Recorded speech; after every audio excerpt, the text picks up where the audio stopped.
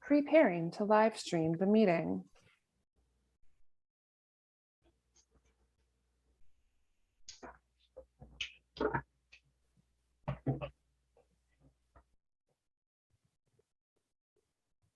All right. Okay. And we will open up the waiting room now.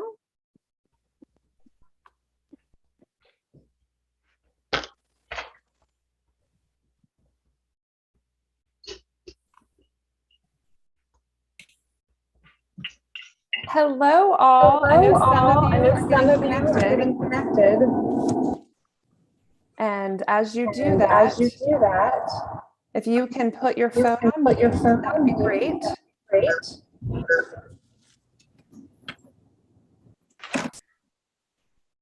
We'll allow some folks to get connected, and then we will get started in just a moment.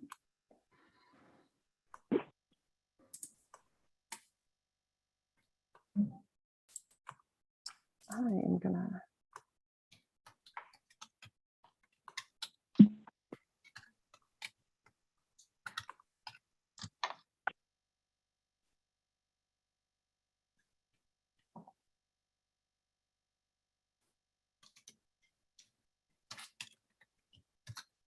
Okay, everyone, thank you so much for joining us for our first webinar, capacity building webinar. Today, we're going to be talking about our key outcomes and measures, walking you through the Children's Services Council of Leon County's theory of change, and kind of just describing some of the expectations for potential funding in the future. We will have a couple of slides, we will explore the tools, and we will have time to do questions and answers at the end. However, before we get started, I would like to take this opportunity for any of you who may not have ever met our executive director, Ms. Sika Rose Green, to welcome us and just kind of give us the lay of the land. So Sika, I'll turn it over to you. Thank you so much, Holly, and good afternoon, everyone. I'm so happy that you were able to join us. While this is not a required webinar to be able to apply for funding from the CSC, I think that it is always good to know exactly what the focus will be, know how we are looking to change things, and know our priority areas and the key outcome measures that not only will we be using to determine the efficacy of a program, but also to determine how things will change for the better for our children, youth, and families here in Leon County. My husband often says that the person with the most clues makes the best decision. So what I hope you will do is see that you are getting as many clues as possible that helps you ensure that any applications you put forth for any funding that we release are the best that they can possibly be. And then know that the council is also here to offer technical assistance as well as capacity building as we move forward. So I will turn it back over to Holly. It is so good to see so many of you, and I still look forward to connecting with you very soon. Thank you so much, Sika. I really appreciate that. I will, just as some housekeeping before we get started, ask you to please put your phones on mute. So if you could all just take a quick moment to do that. And there's an ability and should be down in your taskbar to raise your hand. If at any point during the presentation you have a question that you want to address immediately, you can use that function there. If I see that you're not on mute, there's a chance that I might actually put you on mute. So please try to respect that. I would certainly appreciate that. Okay, with that said, I'm going to share my screen and start with just a quick introduction. Hopefully you guys all know who we are, but you might have heard in terms of our priority areas of where we intend to be funding in the very near future. We identified 3 priority areas, and just as a little bit of a history to this, these 3 areas were actually decided by the Children's Services Council Planning Committee that Leon County convened well before we even took this issue to the ballot. when our council did form and started working together, they decided to adopt those same priority areas, but expand them in the areas, in the subdomains underneath each of these. So for those of you who aren't aware, and we're going to dive into this, but what I'm going to show on your screen in just a minute is going to be really small. So I want to just kind of say it out loud. When we talk about success in school and life, what we're really talking about is school readiness and school age supports. So the goal statements that the council has adopted are to increase the number of children who enter kindergarten socially, emotionally, and academically ready. Under school age supports, the goal statement adopted by the council is to increase school performance and reduce juvenile crime amongst school-aged children and youth. We're going to talk in a little bit about how we define each of those, which is what today's webinar is all about. But I want to go on to the second one. That priority area is healthy children, youth, and families. And under this one, they also adopted two goal statements. The first is to reduce infant and maternal mortality, increase infant health, improve oral health, and improve early identification of health problems. And you can imagine there's a lot wrapped up in that particular subdomain. So again, we're going to be unpacking those here in just a few moments.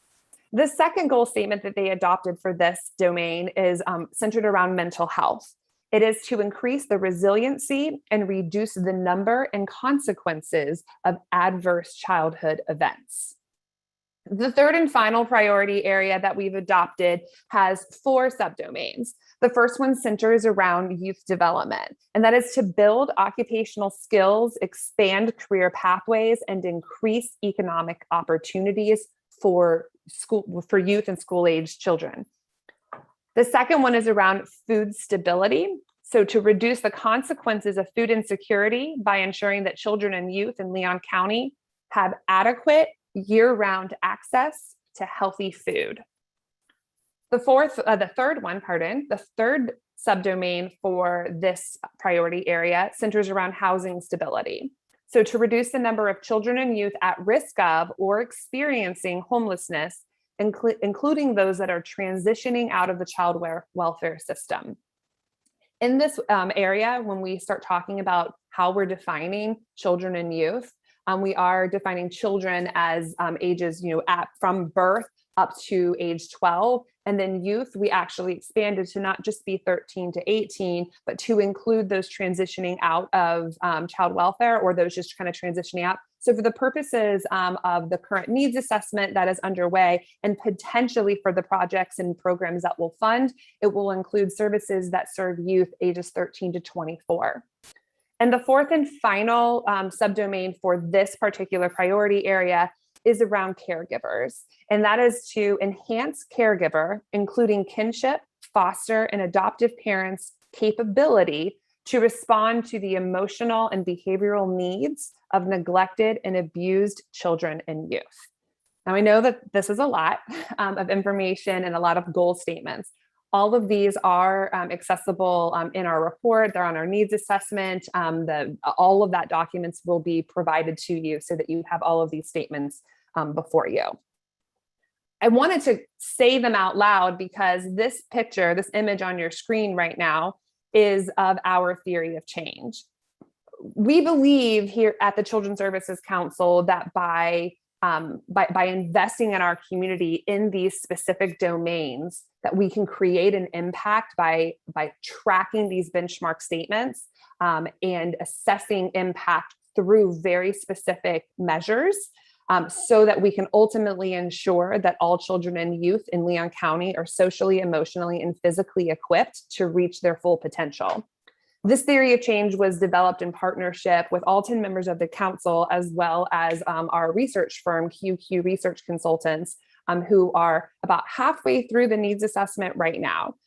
So again, what you'll see here, and if I don't know if my mouse is working or not, but what you'll see here up here is these are our 3 priority areas, and those domains that we just explored are underneath them. And what we're going to talk about here is what to expect from your perspective of what future investment partners, how they might be able to partner with us, access potential funding. What does that time frame look like? And again, what you'll have to do as we move forward to become one of those investment partners.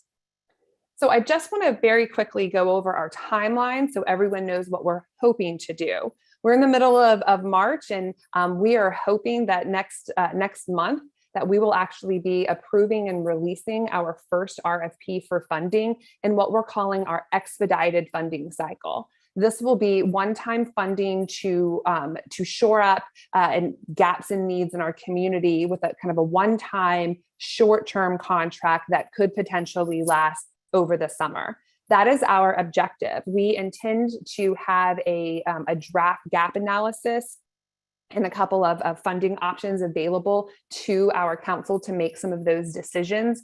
So again, we are intending to release our first RFP for very specific funding needs. We don't know what those are going to be. We won't know what those are going to be until April, but that's why we wanted you to kind of be prepared with kind of what you'll need to do if it falls into your category of service provision of how you might be able to apply for some of those funds. In addition, so the idea again is that we'll release that in April with the goal of issuing contracts for, again, one-time funding on June 1st. For our regular funding cycle, we'll have hopefully our final needs assessment completed during the month of June and be able to release the RFP for our full community funding. And again, we'll be prioritizing based on the needs assessment and the gap analysis for what we want to put out there. And those will be for 1, 2, or 3-year contracts, depending upon what the needs are and what the information says out there. Those contracts would start for service provision on October 1. Now, we are excited to announce that in terms of how we set these up, especially for those contracts starting October 1, will be on a monthly allocation, a monthly or a quarterly allocation basis. So we heard from you guys loud and clear that that's the direction that you're wanting us to go, or that you're hoping that folks will go. So that is the plan of the council as they discussed at our last council meeting. So what you'll need in terms of expectations for to be one of our investment partners. And I want to pause here for just a moment and try to describe why we say investment partners. We understand that this work that we're all doing together is in partnership with you. So not only are we investing in children and youth and their families, we're investing in you to invest in them. That's why we've adopted the nomenclature of investment partners, as opposed to more traditional terminology of grantor and grantee. We're just as invested in your success as opposed to just kind of like, oh, here's an RFP and we're issuing out funds. To that regard, we will be providing technical assistance along every step of the way to ensure that not only your applications that are easy to understand, that you understand exactly how to fit in to the application process, but as you're moving along through contracting, as you're moving along through turning in your deliverables, that you have the tools that you need to be successful in the work that you propose to do with us. So the 3 kind of primary things that you'll have to do before you'll even be eligible to apply for funding with our organization is 1, identify with at least 1 subdomain that you intend to effect change. So those goal statements that we talked about, so we technically have 8 subdomains under each of those, collectively under the 3 priority areas. We have to identify with at least 1 of those. We get it. And then through our provider forums, we discovered many of you touch lots of different ones. And if we release several RFP opportunities or grant investment opportunities for different priority areas, you would be eligible to apply under different application cycles or different subdomain cycles. That's perfectly fine. But for each application, you must identify with at least 1 subdomain, and that you will agree to collect data using one of the identified tools on the CSC Leon list of approved data collection tools. And we're going to explore that in just a minute of what that means, how to do that, and where that data will be reported. In addition, you'll need to register your organization in the CSC Leon provider database. So what is that? Hopefully, if not all of you, hopefully many of you have received an invitation from our QQ research firm to complete a provider survey. The only way that you will be able to apply for funds is if that has been completed. Now, we've heard from a lot of individuals that some of the questions are hard to answer, some of them may not apply. That's perfectly acceptable. What we can do is work with our research firm to navigate that. Several of you have already done that, have already reached out and say, hey, I don't know how to answer this question. And we're able to work with you to help kind of navigate through that process. Again, we are investment partners with you. We want you to be successful. So if you've been encountering difficulties in completing that particular provider survey, please reach out either directly to me or reply to any of the emails that you might have received from our teammates. It might have come from Amanda or Gino or Lexi. Just respond to them and say, hey, I'm having trouble completing this, because I absolutely want to be eligible when the RFP hits. I'm going to take a moment and just stop sharing and ask if there are any questions about the 3 expectations that providers will need to agree to apply. Kelly made a point that the survey says it was due to 23. It was, but you still have time. So we were able to extend it open and utilize the tools to feed into our provider database. So you absolutely have time to still complete that. There were some questions at the end of the survey that definitely led to the conversation around needs and gaps. So that information was due on 2/23. But we also did several other data collection tools for that information. So thanks for pointing that out, Kelly.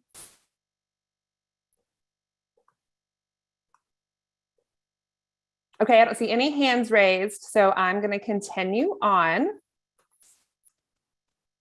All right.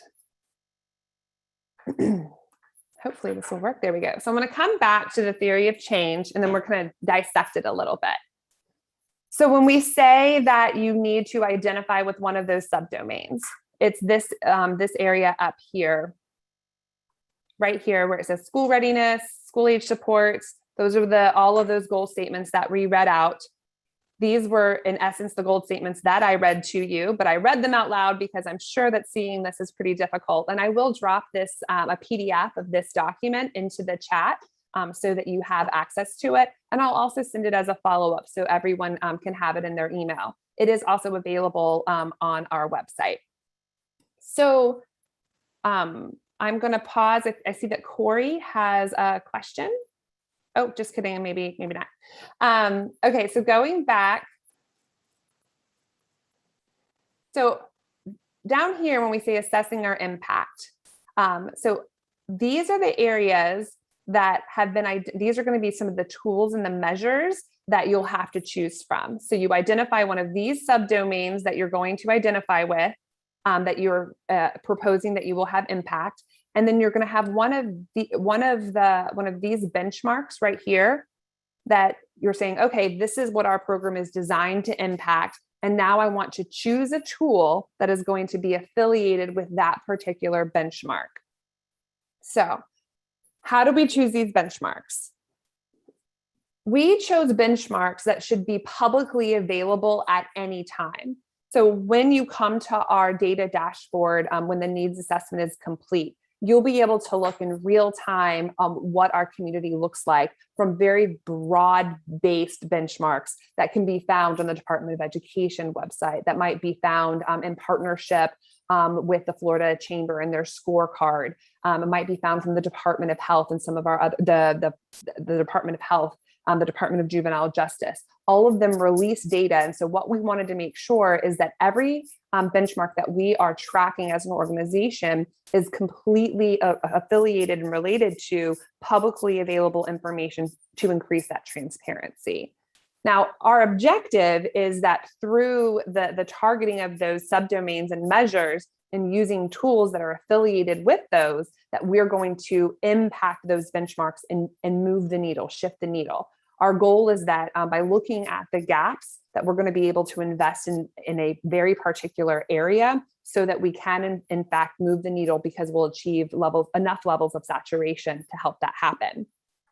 Benchmarks should also be indicators of positive youth development that point to those successful longer-term outcomes. So part of the development of our key outcomes and measures database, which we're going to show you and let you explore and all of that, it's completely evidence-based with everything cited and resourced for you so that you can understand how they all feed together. So I put this in here just so when I follow up and send you the slides, it's just a little bit larger on your screen. But the next 3 slides are, in fact, that one area on our theory of change, just blown up a little bit so that you can kind of see that, okay, if you think your program impacts success in school and life, which one of these benchmark areas really kind of relates to the work that you hope to do. So I'm not going to dive into them, but then this way, when you do receive the slides as a follow-up, you'll be able to see them a little bit larger, as opposed to some of you getting out the magnifying glass to be able to see. So for the measures, and so again, we're about to dive into the tool, and it's a lot of information. The measures that we have in there are intended to impact the benchmarks. So they have demonstrated evidence for reliability and validity. They're well researched. They have theoretical understandings of child and youth development. And again, they've been designed for broad use and have been normed on diverse samples. And so what we mean by that is that we're not going to ask you to select a tool to collect data that has not been tried and tested in multiple types of different demographics or communities. We wanted to make sure that the tools that we provide are easy to use, accessible, and have the evidence behind them to achieve the return on investment that we're really hoping to achieve with this. So I'm going to stop sharing and I'm going to switch my screen to show you the actual tool. All right. I haven't seen the little pop-up that says everyone can see my screen. So can I get a thumbs up from someone if it's okay? Thank you. I appreciate that. It normally pops up and says everyone can see your screen. Perfect. So we're going to start with success in school and life. And this database will actually become available to applicants. So when we release the RFP, either in April or the one in the summer for the fall implementation, whatever the priority areas that are deemed, these will be released in terms of the available tools for you. So we're going to explore this a little bit. And this is where, if you have a question, feel free to use that little raise hand. And then I can bring you off mute and you can ask your question. But in essence, we have our primary domain. So this is our priority area, success in school and life. We have our subdomains, and as we scroll through, you'll see every single subdomain is identified with that goal statement that we discussed. And then what you'll see in here is the subdomain impact measures. So these are what we're calling those benchmark areas that we're going to have data readily available, and our goal is to influence these. When the needs assessment is published, you'll actually see data right next to these that say this is our baseline and what we hope to impact. So what you'll see below that, let's say for kindergarten readiness, you have the 1.1. These are the subdomain constructs that are affiliated with impacting kindergarten readiness. We have academic skills and readiness, social emotional skills and readiness. And then if you keep scrolling down, those are the 2 for that. And then what you have right next to those are tools and the areas that they measure. So many of you, especially if this is your space, might have heard of the ASQ or the ASQ SE, which is the Ages and Stages questionnaire for social emotional indexing. It's a screener. And so by administering a particular screen, you're then able to follow up and connect families that might be at risk to services. So being able to collect information using one of these evidence-based data sources in the course of your intervention or your service delivery. So that's what each of these are designed to do. We have them, again, for every construct of interest that aligns with every subdomain for each of our priority areas. So again, here's another example for increasing school performance related to each of these are our benchmark areas for impacting school performance. And then these will be the school and academic engagement is one of the constructs of interest, misconduct, disciplinary actions, student achievement. And so you'll be able to scroll through and see for each of those constructs how they're all related. So for example, if you're an after-school program that provides STEM, we know that especially for young girls, that if you can generate interest in STEM in the earlier ages and create a pathway, that those young women are more likely to go into STEM careers post-graduation. Well, we know that from research, but how do we measure your impact in that space? If that's what we discover is our area for a gap, and we say this is what we want to fund, then maybe potentially one of these tools is what we would recommend to a program for them to pull into their RFP response. Now, I want to explain that we have them for every single domain. So you'll see on these other tabs, the kind of research behind each of these. Not only do you have access to the actual instrument name or source, but it talks about if it's directly related to an outcome measure, if it's affiliated with a risk and protective factor. So risk and protective factors, if you're not familiar with those, just have to do with the family setting and dynamics. The higher, it's very similar to the adverse childhood experiences, that the more risk factors that you have present, the more likely a child or a youth will have poorer youth outcomes. However, you can have protective factors in place, especially if you start early, and those can mitigate any of those risk factors. So we have the research behind each of those. The idea of this secondary column, for those who aren't familiar, is that secondary data means that it's verifiable from another source. So on each of these tabs, you'll see that secondary data says yes for everything that's in green, which again are our big benchmarks. Versus everything will say no, which again are our measures for how we impact those benchmarks. In addition to that, though, it gives a definition of the target age, the cost, citations that are involved. And then the final product of this, when it becomes searchable online, will also include a definition for each of those benchmarks. What does that mean? All right, I'm going to stop sharing this for a moment because I know that this is a lot of information at you to kind of share of what the expectations are. And I want to go back to the discussion around what those expectations for you as an investment partner might be and how you could utilize this tool. So again, one is that you're going to identify with at least one of those subdomains that you intend to affect change. So if we use the tool backwards, you're going to find one of those elements in white that say, oh, this is what we do. This is where we're related. This is in line with our mission. That is related to subdomain 1, 2, 3, or 4 under this particular priority area. If you start thinking through that pathway now, especially using that theory of change, you'll know kind of how you fit into this space. And then that second criteria is that you're going to commit to collecting data using an identified tool.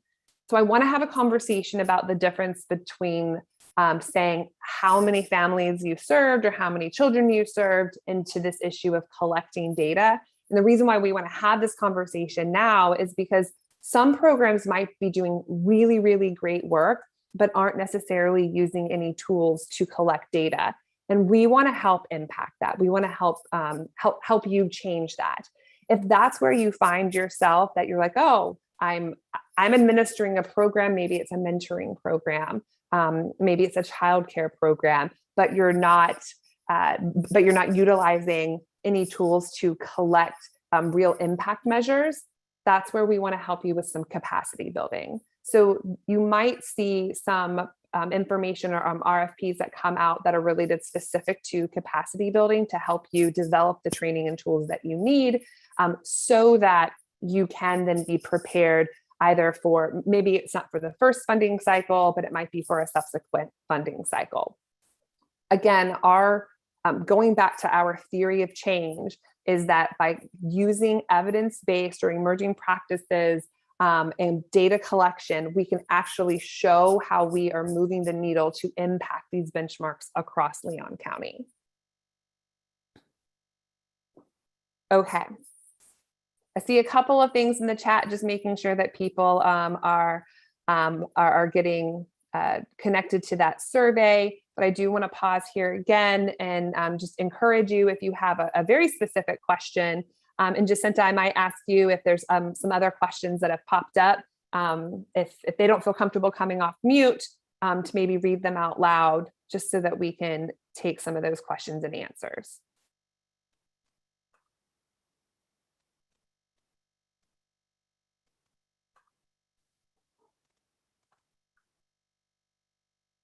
Scrolling up to see that first question.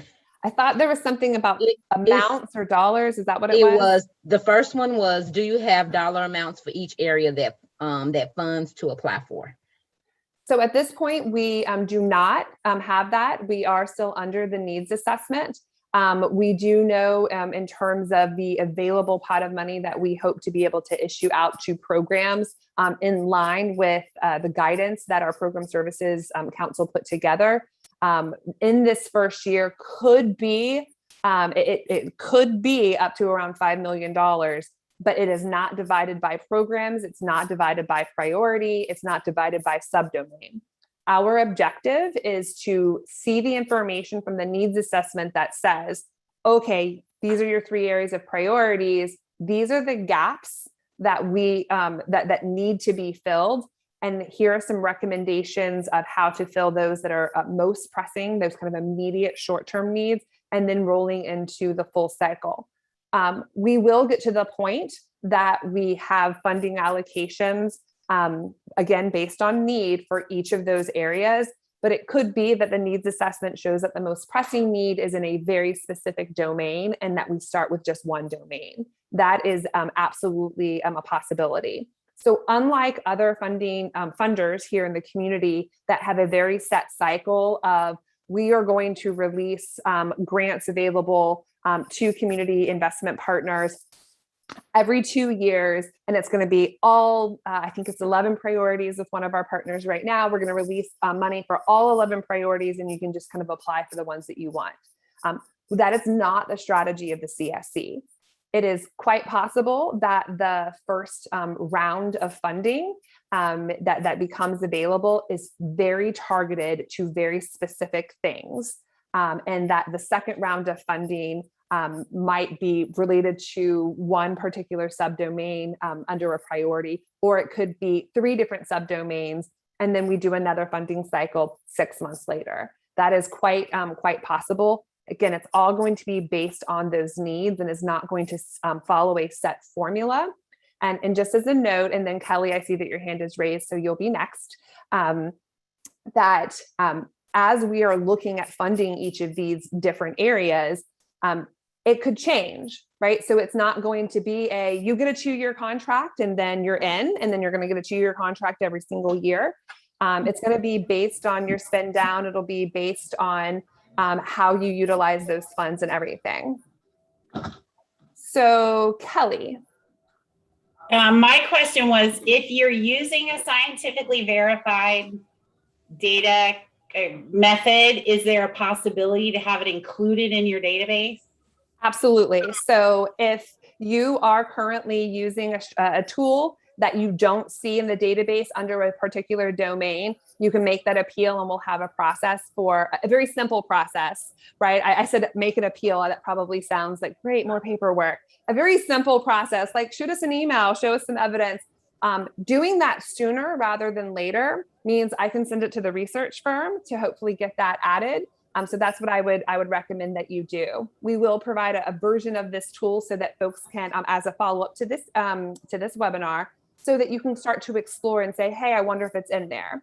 If you make a recommendation for a tool, we will consider it. If the evidence doesn't meet the standards that we're looking for, then you're not completely out of the water. During our last council meeting, for those of you who are able to listen in or kind of check out our things, our program services committee made a list of recommendations, and part of that included every year making an intentional funding of innovative practices. So just because it might not be on that doesn't mean that you won't that you're automatically disqualified. We will be making an exception for some of those more emerging practices as we move forward. That's a great question, Kelly. And so also add a business accounting firm. So do we have other questions? There was a couple of other questions in the chat. Sure. One asks, can you share the KLM data spreadsheet for a particular domain? Absolutely. So as I just shared, and that was probably posted there before I said this, as a follow-up to today, you will all receive access to that database to be able to explore it, see what's out there, how to access various different things. So absolutely, the answer to that is yes. And I have one more in the chat. It says, can you choose more than one priority area? Absolutely. So I think that as we have discovered, I'm going to Marie. I see you right up there, Marie Vandenberg. So I know that while the Big Bend Homeless Coalition, most people would say, oh, subdomain of housing stability. We know that you do a lot more than just that, right? So I see you nodding your head. Absolutely, you guys do a lot more than that. So you're not going to be pigeonholed into one priority area or one subdomain. But again, as we release funding opportunities, they're not all going to come out all out at once. So unlike the other funding partners that might exist in this community, you don't have to pick and choose. It could be that that the first kind of funding cycle is related to priority area 1, subdomain B. And if that's applicable to the services that you provide, and that you identify with that, and that you can pick one of those data collection tools and make that connection, you could absolutely apply. If 3 months later, there is another funding opportunity that is released for priority area 3, subdomain 4, and that fits to your service delivery model as well, that is also, you would not be ineligible at that point, right? It's all based on what the service that you're suggesting. We do this because we know many agencies have lots of different programs. Now, some of our smaller partners might just have one program. Maybe what they do is a girls mentoring program. That is what they do. And they align with youth development, and that's just what they do. But we also know that many of our partners administer 6, 7, 8 upwards programs. And again, we're funding these partners to provide those programs. So where we are similar to some of the other funding partners in our community is that we are funding programs and services. And we'll kind of get into that defining what those mean once the needs assessment comes out. But you're not ineligible if you as an agency make an application for one area and then another cycle comes out and you make another application to support a different program. So it's a great question. That's all that was in the chat. Thank you, Jacinta. Other questions that you might have, something you'd like us to re-review?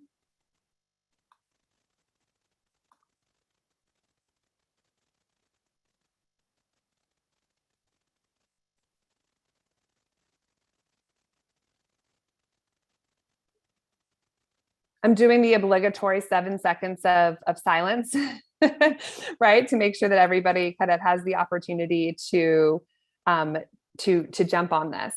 So another question in the chat now. Okay, well, I actually saw that one. It was the first bit of the research. So what we're going to do is I'm going to re-review I'm going to re-review our timeline, and then we're going to talk a little bit about what to expect in that RFP. And then I'll do one more opportunity for questions and answers, and then I'll turn it over to our director to close us out. So with that said, I'm just going to pull it back up on our screen just so that you can see everything on it. And I love it when technology works for us.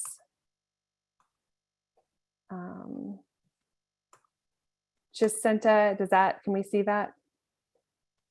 Okay. So, oops, let me go back. So, establishing kind of the methodology, like we're kind of in the February, March area.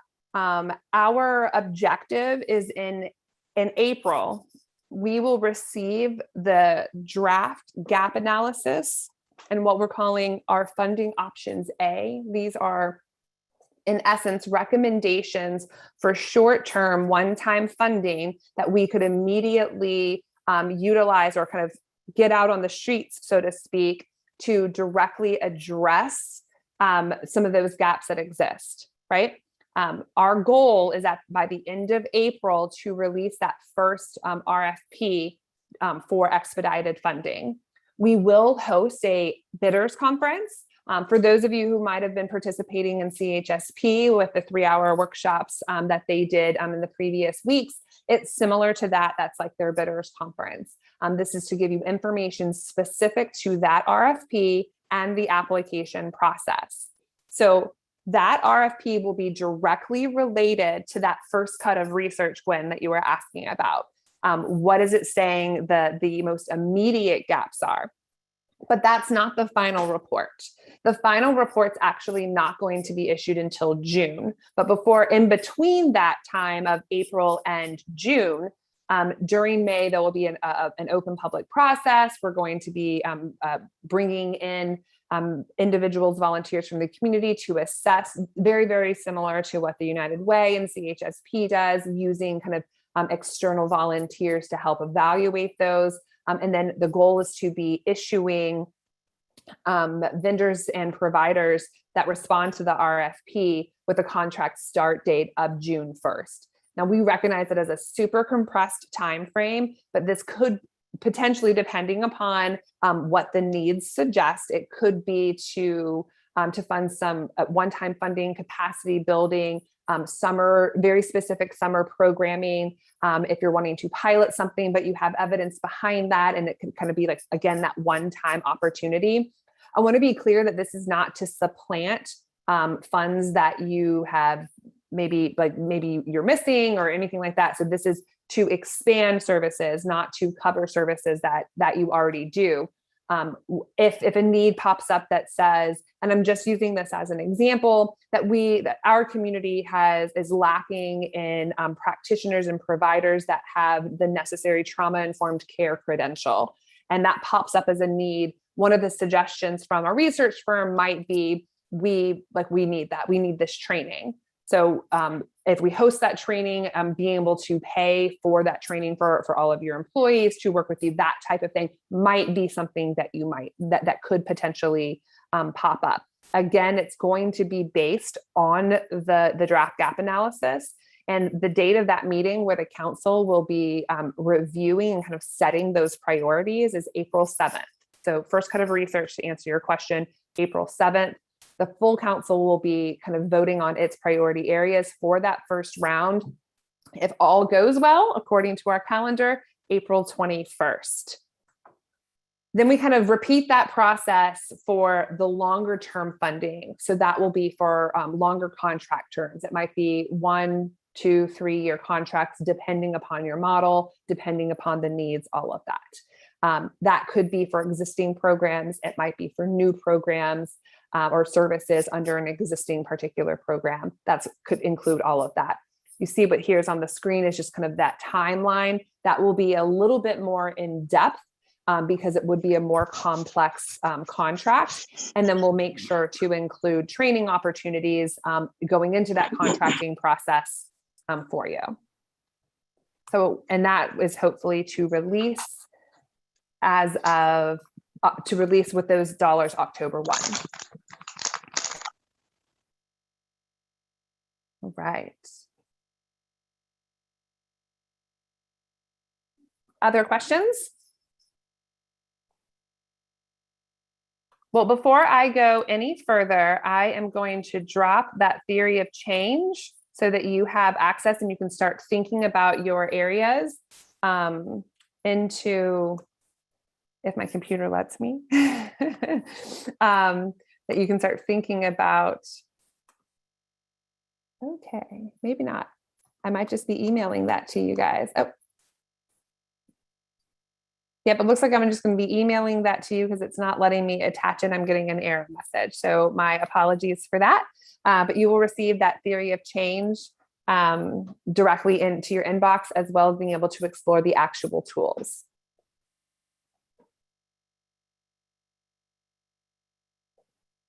Well, the last thing that I'll share with everyone before turning it over to our director to close us out is that we're going to be hosting some community conversations coming up at the end of this month and the beginning of April, and want to invite you to share this information with the families that you serve. You can attend yourself as well. There are 3 different locations and dates.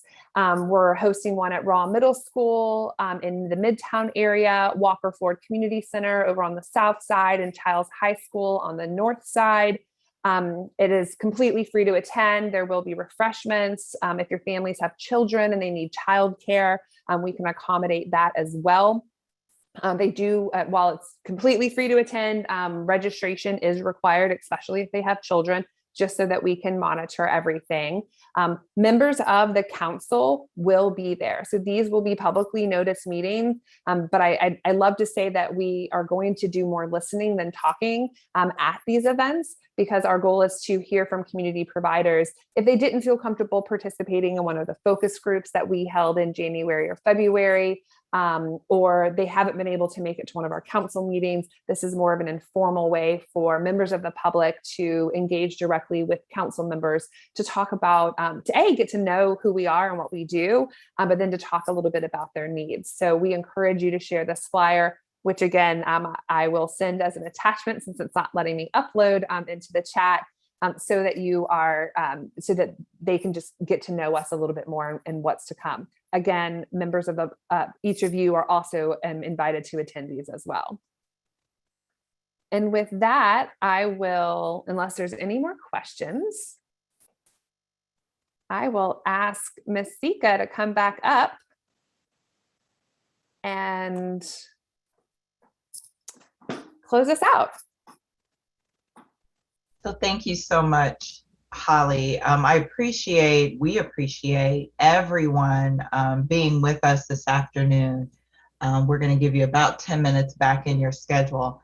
So I know this was a lot of information to digest. We know that, but we are hopeful that you see it as the very deliberative process that this council has undertaken in order to ensure that we try to make the absolute best use of the resources that the taxpayers here in Leon County are providing to this council to help fund services. I wanted Holly to be sure to emphasize that the council cannot supplant funding, so it cannot replace lost funding or federal funding or any funding that you're already getting. However, the expansion of programs that are working really well, that is definitely something we are looking to do. And I cannot emphasize enough emerging practices and programs, as well as innovative and non-evidence-based programs. We know that innovation, need is the mother of invention. So we do want you to really look at the documents that Holly will send you. Really think about the programs that you're running, think about your capacity, think about if you need some technical assistance, and then also understand that this first year we're probably looking at about 7.35 million, about 5.8 of that we are hoping to be able to fund programs. Because we only will go up to the 0.375 mil. So it seems like a lot of money, but as you guys know, it really isn't. So we want to make sure that we are making very good decisions. We want to make sure that your applications are as tight as possible. And then understanding that if for some reason you are not funded in a particular cycle, we are here to work with you so that we can see what it is that you're doing and if there is a way for us to help you with capacity and with technical assistance. Again, cannot thank everyone enough. I did get some emails out of the chat who need to receive a link to that provider survey. I also want to remind you that you can email Holly at hmcphail@cscleon.org, and we will get you connected to the research firm. If you participated in any of the provider forums, you should have already gotten an email from the research firm, and that's QQ Research. So you may want to go back and look at that, see if you have it. If not, reach out to us. We'll get you connected with them. And then lastly, because you are in our community, you are also community members. So please go to the website, cscleon.org, and click Take the Survey, and take the survey from your point of view as a member of the community and as people who see what's going on in our community, irrespective of the roles that you play in your agencies. And so with that, just thank you again, Holly. If you've got any closing things, please feel free to do that. And we look forward to connecting with you all on an ongoing basis very soon. Thank you, Sika, so much. I'm excited about where we're going with this, and we will be following up. Just as a recap, you will receive not only a copy of today's slides, you will also receive a separate PDF of the theory of change. You will receive the draft KOM database that talks you through each of those tabs and all of those measures. And you'll also receive an invitation to just kind of give us some feedback about where you might need some assistance. Our goal is to be a partner with you and to make sure that you're eligible and ready to apply for when those RFPs hit. That's our goal. And with that, thank you, everyone. We appreciate you being here. And this will be published on our website, on our YouTube channel. So if you want to come back and refer to it, feel free to do so.